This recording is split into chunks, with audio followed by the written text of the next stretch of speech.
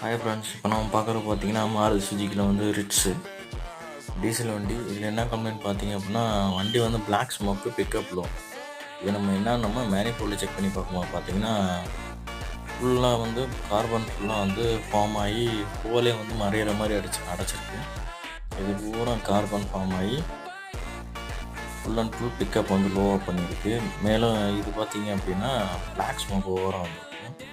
இப்போ நம்ம மேனிஃபோல்டை கழட்டி ஃபுல்லாக க்ளீன் பண்ண போகிறோம். மேலே பார்த்தீங்கன்னா மேலே ஒரு 5 போல்ட்டு, கீழே வந்து ஒரு 4 போல்ட்டு வரும். இது வந்து பார்த்தீங்கன்னா T45 அலாங்கி போல்ட்டு போட்டு கழட்டணும். ஃப்ளவர் கீ போல்டு இது போட்டு தான் அதை கழட்டணும்.